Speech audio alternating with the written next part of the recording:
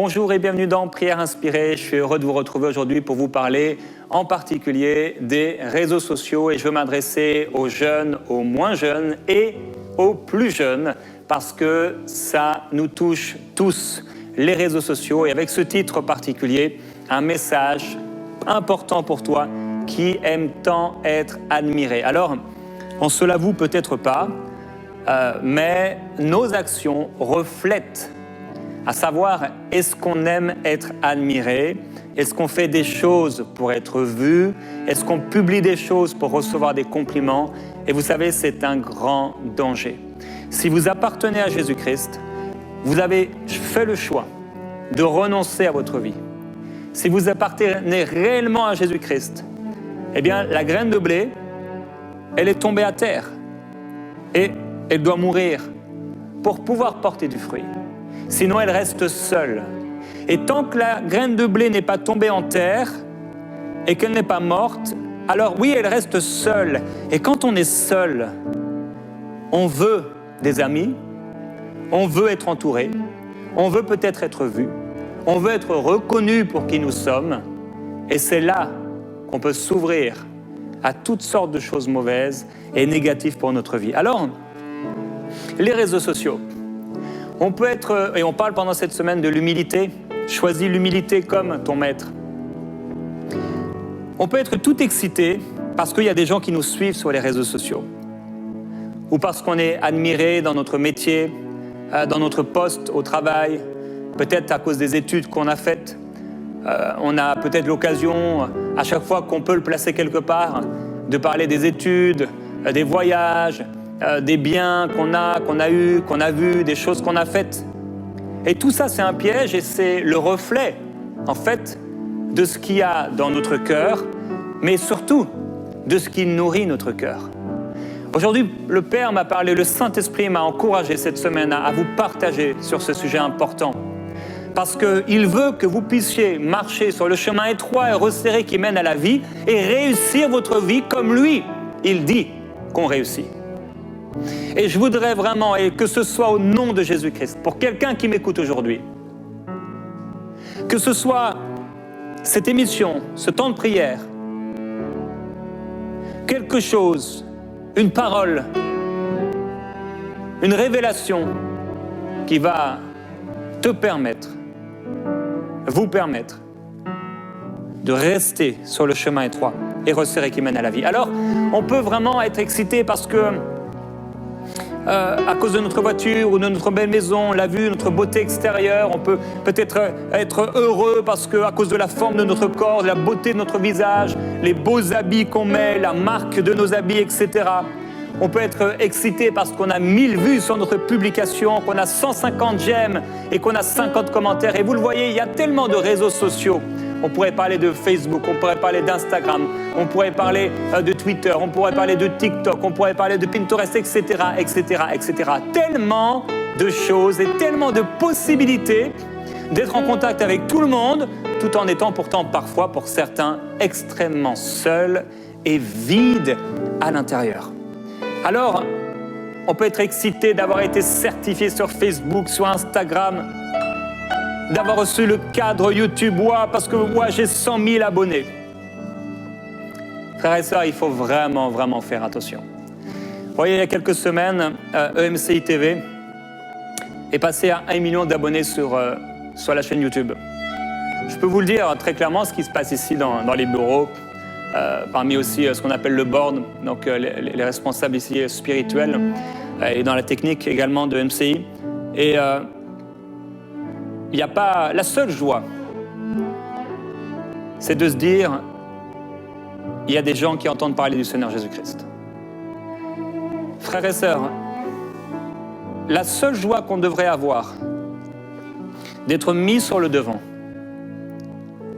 c'est d'avoir plus d'impact pour le royaume. Alors, je ne dis pas qu'on ne doit pas utiliser les réseaux sociaux, je les utilise et vous le savez, mais qu'est-ce qu'on fait avec? Et surtout, pourquoi on le fait? C'est ça le cœur, c'est ça qui intéresse Dieu. Vous savez, l'homme regarde à ce qui frappe les yeux. On peut regarder quelqu'un, on peut regarder le compte même de quelqu'un et voilà, se dresser un jugement. Mais Dieu regarde au cœur. Et c'est important, le cœur. Qu'est-ce qu'il y a à l'intérieur? Qu'est-ce qu'il y a là? Je me souviens d'une femme, un jour, elle était dans une librairie et voulait acheter un livre. Et en fait, elle voulait payer, je ne sais plus, la moitié du livre ou un peu moins cher que le prix du livre. Et elle dit, oh, de toute façon, c'est pas grave, Dieu regarde au cœur. Et justement, les actions que tu fais, ce que tu fais, tes actions montrent ce qu'il y a à l'intérieur. Et il faut faire attention. Ce qui nourrit ton cœur. Pourquoi tu es sur les réseaux sociaux? Est-ce que c'est pour te montrer? Ou est-ce que c'est pour montrer la gloire de Dieu? Et il y a peut-être, je ne sais pas, 9 mois environ, j'ai reçu ce cadre YouTube pour ma propre chaîne. Et comme ma chaîne YouTube avait atteint 100 000 abonnés, et en fait, je l'ai laissé dans un coin dans mon sous-sol et je ne l'ai pas ouvert, jusqu'ici. C'est personnel de ne pas avoir voulu afficher les diplômes que j'ai dans mon bureau. Je sais que certains le font, il n'y a rien de mal à ça. Ce qui est mal, c'est quand c'est ce qui nourrit notre cœur. Et je me suis dit, bon, je vais l'utiliser comme une illustration aujourd'hui.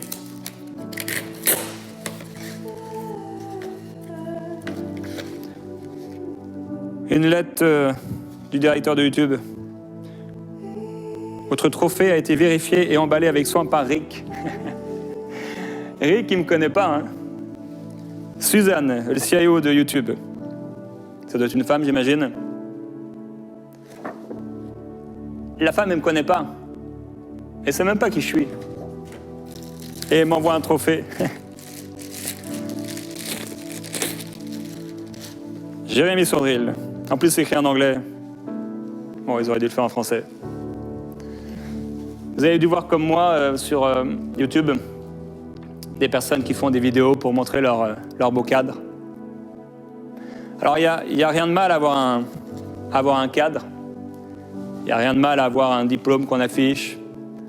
Il n'y a rien de mal à être heureux parce qu'on a des beaux enfants, parce qu'on a une belle voiture, parce qu'on réussit.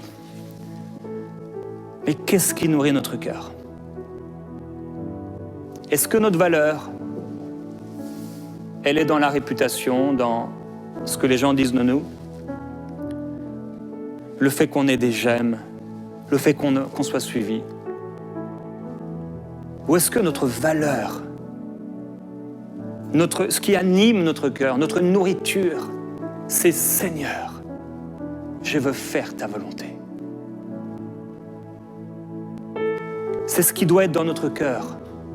Seigneur, je veux faire ta volonté. Frères et sœurs, ces trophées, ça va aller à la poubelle. La Bible dit que nos œuvres, elles vont passer au feu. Et si quelqu'un construit sur le chaume, sur le foin, sur le bois, sur l'or, et pas sur Christ, ça ne vaudra rien. Et il y a quelque chose, le prophète Jérémie a dit, le cœur est tortueux plus que tout. Il y a quelque chose dans le vieil homme, dans le cœur qui veut être adulé, qui veut être vu. Pourquoi? Parce que Satan a été animé de cela. Il avait été paré en toute beauté, pierres précieuses, etc. Il avait ses luttes, ses tambourins qui étaient là, qui avaient été créés pour le jour où il fut créé. Tout avait été mis, il était beau, il était parfait en beauté. Et qu'est-ce qui s'est passé dans son cœur? Il s'est enorgueilli et il a été projeté sur la terre, jeté comme un rien. Et sa défaite est progressive. Jusqu'au moment où il sera jeté pour l'éternité dans le lac de feu et de soufre. Et il sera comme n'importe quel esprit, sans puissance. Il ne sera pas comme dans les dessins animés ou les films avec ses cornes et là en train de régner en enfer. Pas du tout. Parce que on n'est pas fait pour supporter la gloire charnelle, humaine. L'homme ne peut pas supporter la gloire. C'est pourquoi il doit la remettre à Dieu. Alors si tu as un talent, Si tu as ceci une possession, remets cette gloire à Dieu. Seigneur, je te donne toute la gloire, rien pour moi et tout pour toi. Que tout soit pour ta gloire, Seigneur Jésus-Christ.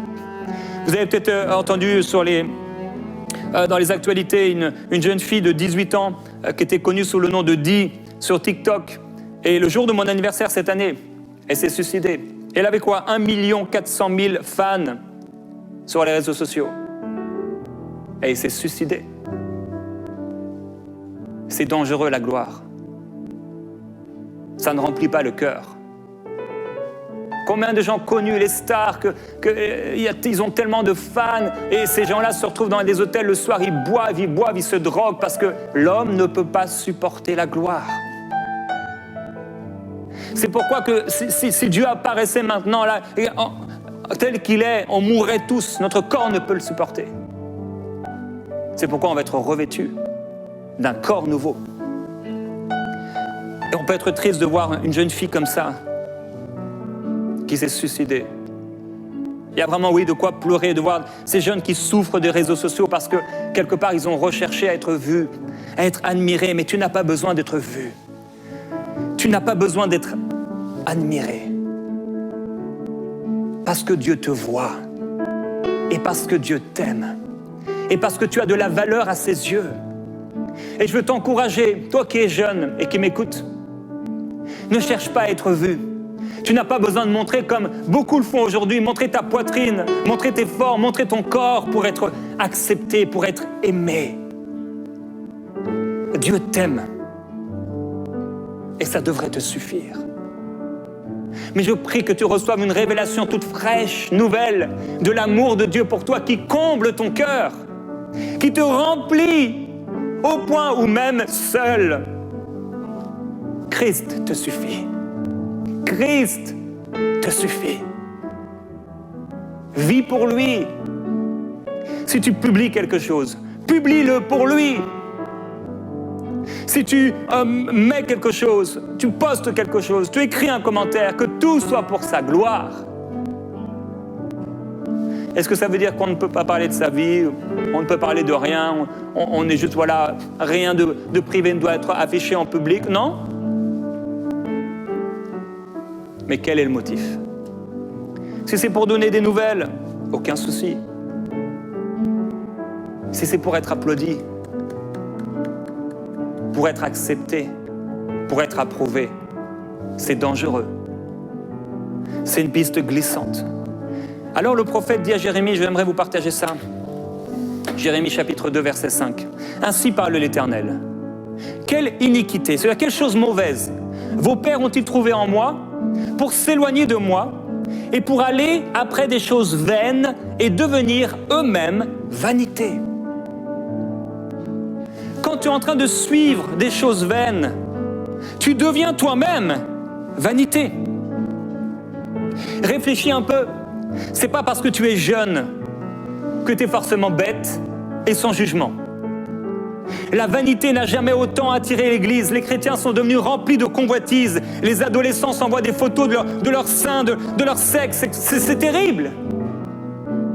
Tellement de publications, de choses, de comptes. Tu ne vois que la personne, elle se montre, elle se montre, elle se montre, elle se montre. Mais c'est quoi le but? C'est triste. C'est certainement pas ce que Dieu veut pour toi. Laisse Dieu te montrer, s'il le faut. Laisse Dieu te placer, s'il le faut. Combien de jeunes aujourd'hui suivent des youtubeurs sans aucune sagesse et connaissance de Dieu? Ils deviennent leurs moutons. Leurs moutons. Et eux, ces youtubeurs, ces influenceurs, deviennent leurs bergers. Fais attention. Tu es le mouton de qui? Qui tu suis en traînant le matin? C'est quoi que tu regardes? C'est quoi que tu fais? C'est quoi que tu suis? C'est quoi dont tu parles tout le temps? Oui, ils deviennent de véritables bergers parce qu'ils les écoutent tous les jours. Ils les suivent, ils les imitent, ils achètent ce qu'ils achètent, ils mangent ce qu'ils mangent, ils s'habillent comme ils s'habillent, ils se coiffent comme ils se coiffent. C'est dangereux parce que ces bergers ne feront rien pour toi au jour du jugement. Si tu es malade, ces bergers ne pourront rien pour te guérir. Si tu es dépressif, mal à l'intérieur, tu sais que ces bergers, ces influenceurs, ces youtubeurs ne feront rien pour toi. Ils ne peuvent rien faire pour toi. Christ seul peut te délivrer. Christ seul peut te libérer. Ils ne feront rien contre les oppressions sataniques qui voudraient t'attaquer, les démons qui veulent te faire du mal. Mets ta confiance en Dieu et en lui seul. Adore Dieu, lui seul. L'apôtre a voulu se mettre à genoux. L'apôtre Jean devant l'ange. Et l'ange a dit non, adore Dieu, lui seul. Est-ce que c'est sa parole que tu suis jour après jour? Daniel a dit, il était jeune. Et il est écrit, Daniel résolut de ne pas se souiller par les mets du roi. C'était des mets impurs. Et par le vin dont le roi buvait. Et il supplia le chef des eunuques de ne pas l'obliger à se souiller. Et il dit un peu plus loin, ô roi, sache que nous ne servirons pas tes dieux et que nous n'adorerons pas la statue d'or que tu as dressée. Qu'est-ce qu'on est en train d'adorer? Qu'est-ce que c'est une idole? Une idole, c'est quelque chose qui ressemble à Dieu dans la façon dont nous le définissons et qui prend la place de Dieu. C'est quelque chose qu'on suit, c'est quelque chose, notre cœur est tourné vers ces choses. Mais jeune, choisis de te séparer du monde. Choisis d'être comme Daniel, sois différent. Ne te laisse pas envahir par les choses que le monde propose et pratique. Maquillage, voiture, argent, popularité, nourriture, habits, sexualité, stars, etc. Qu'on trouve en toi, mon jeune homme, jeune fille. Oui, mon juste vivra par la foi. Oui, mon jeune, le jeune de Dieu. Qu'on trouve en toi quelqu'un qui soit comme Daniel, qui soit comme Esther. Non, je ne me souillerai pas. Je me mets à part pour Dieu. Je serai différent. Je veux parler à des jeunes. Vous avez peut-être 12 ans, 13 ans, 14 ans, 15 ans, 16 ans, 17 ans, 18 ans ou plus. Je vous parler et vous dire, vous pouvez faire la différence dans ce monde sans espérance. Vous pouvez faire la différence parce que vous avez été mis à part pour Dieu. Vous devez faire la différence. Il faut que vous vous mettiez à part. Il faut que vous soyez sur le côté. Vous ne pouvez pas suivre tout le monde. Vous ne pouvez pas suivre ce que le monde propose. Regardez ce que le monde regarde. Mangez ce que le monde mange. Vous habillez comme le monde s'habille. Non, vous devez être différent. Il doit y avoir une différence entre le juste et l'injuste. Il doit y avoir une différence dans ta vie. Je veux t'appeler, toi, tu es appelé par le Seigneur. Certains sont appelés dans le ministère de la parole. D'autres sont appelés dans d'autres services particuliers. Nous sommes tous appelés au ministère de la réconciliation. Et à cause de ce saint appel, Dieu dit, quand tu étais encore dans le sang de ta mère, je te connaissais, je t'avais appelé, je t'avais choisi pour que tu sois, je t'avais établi pour que tu sois mon serviteur, prophète de l'Éternel, sur les nations et sur les peuples. Jérémie a dit, Seigneur, je ne suis qu'un enfant. Mais Dieu a dit, ne dis pas, je ne suis qu'un enfant. Mais si Dieu a dit, ne dis pas que je suis un enfant, il fallait que Jérémie puisse apprendre. Alors Dieu lui a donné une petite vision, une branche d'un amandier hâtif. Il dit, que vois-tu, Jérémie? Je vois une branche. C'était pas extraordinaire. Ne méprise pas les petits commencements. Ces soirées que tu dédies à Dieu, ces journées que tu conserves, que tu gardes pour le Seigneur, tous ces moments où tu dis non aux réseaux sociaux, pour Jésus, pour prier, pour écouter une prédication, pour écouter un enseignement, pour louer Dieu. Ces moments que tu prends au piano, à la guitare, au chant, pour l'adorer, pour le glorifier. Dieu voit et Dieu te récompensera. Mais le monde n'a rien à te donner. Non, le monde n'a rien à t'offrir.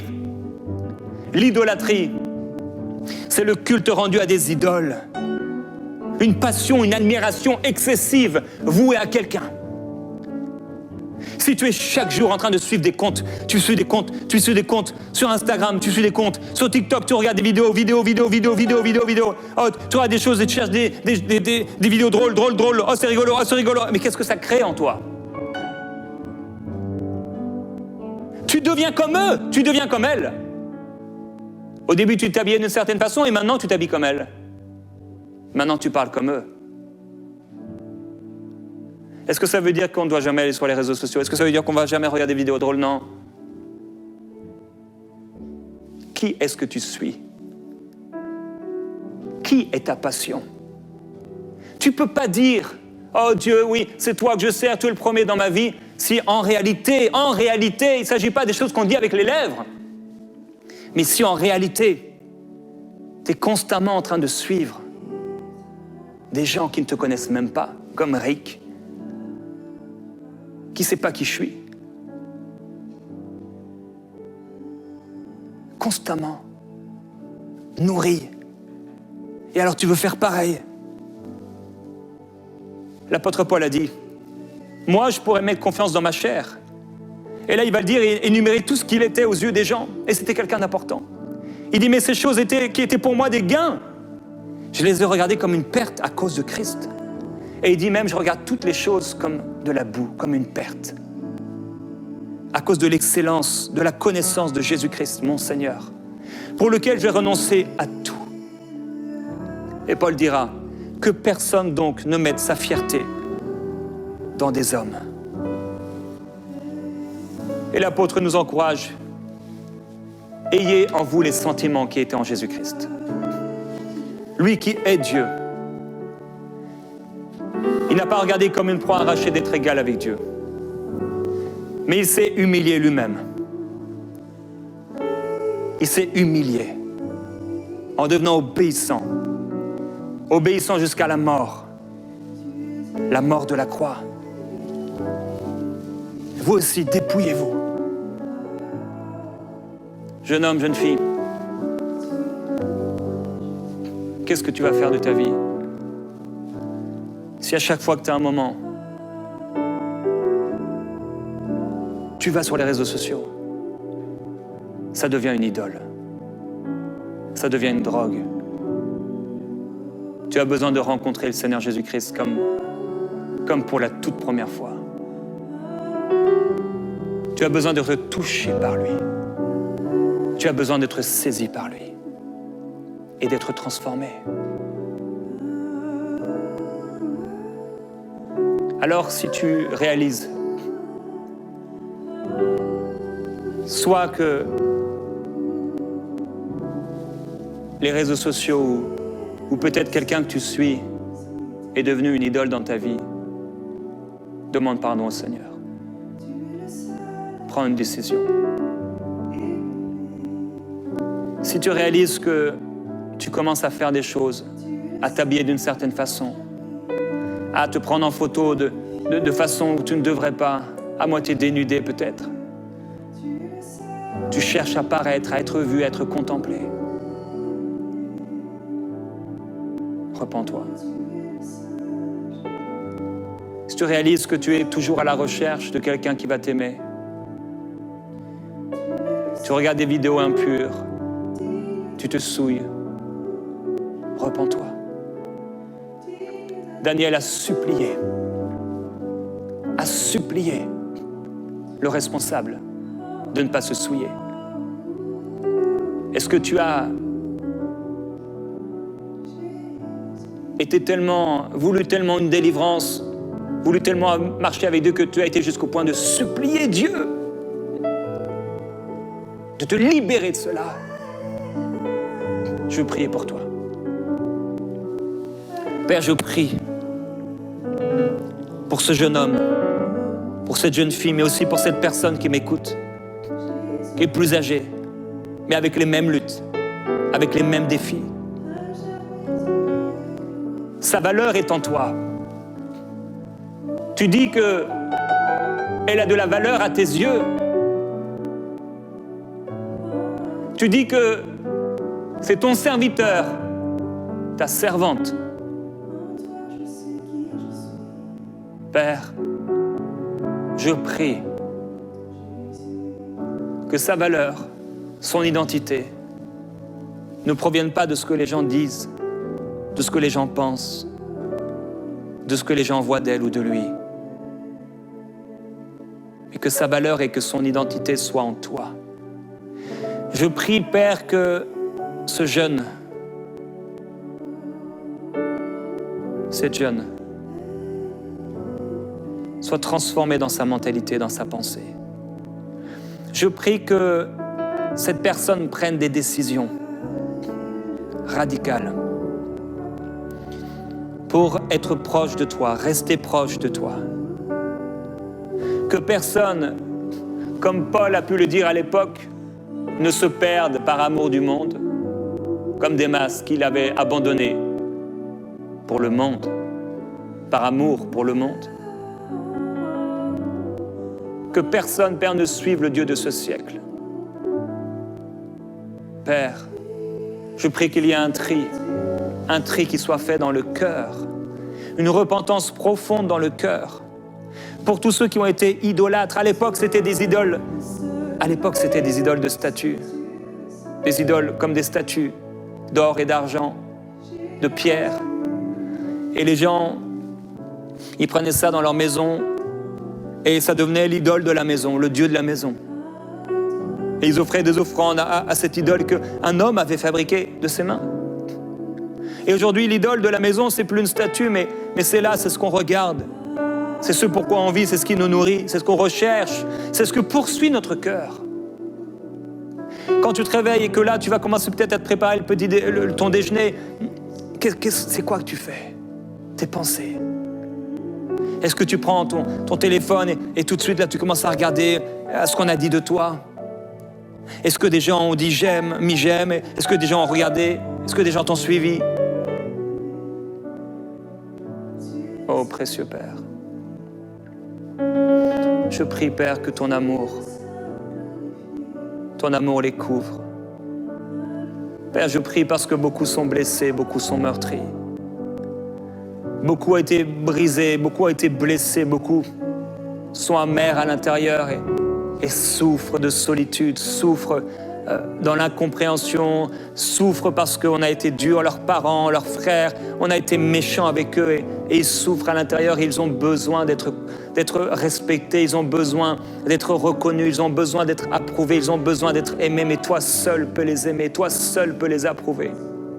Et je prie, Père, pour un baptême d'amour. Je prie pour une délivrance, je prie pour une guérison surnaturelle dans le cœur de cette jeune fille, de ce jeune homme. Je prie au Dieu qu'il ne soit pas futile et qu'il ne devienne pas lui-même une vanité. Pour qu'à 30 ans, à 40 ans, à 50 ans, il dise « Oh mince, mais pourquoi j'ai suivi cette voie? Pourquoi je suis devenu moi-même une vanité ?» Oh Dieu, je te demande s'il te plaît de mettre à part encore, de sanctifier ces jeunes, de les sanctifier, de les mettre à part pour toi. Mon Dieu, tu les as appelés comme Daniel était appelé. Tu les as appelés comme Jérémie était appelé. Tu les as appelés, oh Dieu, comme Moïse était appelé. Tu les as appelés, oh Dieu, comme Pierre a été appelé. Et je prie, oh Dieu, que ton esprit, Seigneur, les saisisse, que ta main soit sur eux maintenant.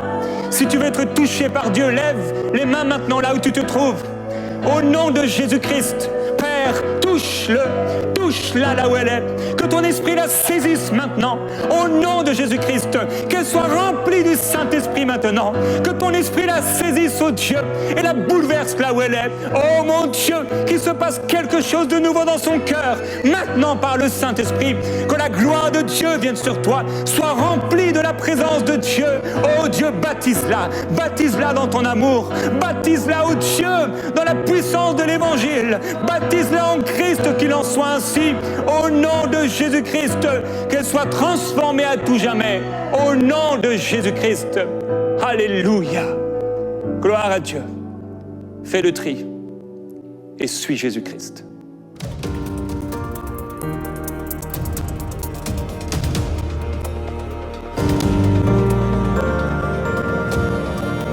Au début, tu aimes la drogue. Jusqu'à temps que tu comprends que c'est un amour qui te dévore de l'intérieur et que tu en deviens esclave. Et à ce moment-là, c'est déjà trop tard. Donc c'est à cet âge-là, 12 ans, que tu fumes ton premier joint? Bon, au début, c'est pour faire la fête, les soirées. Je commence à toucher à l'extra, LSD. Et ça te fait pas peur, cette vie? C'était ma façon de m'échapper. Je pensais pas vraiment devenir dépendante à l'héroïne. Je me suivais en pleine nuit pendant que mon copain dormait avec l'intention d'en finir.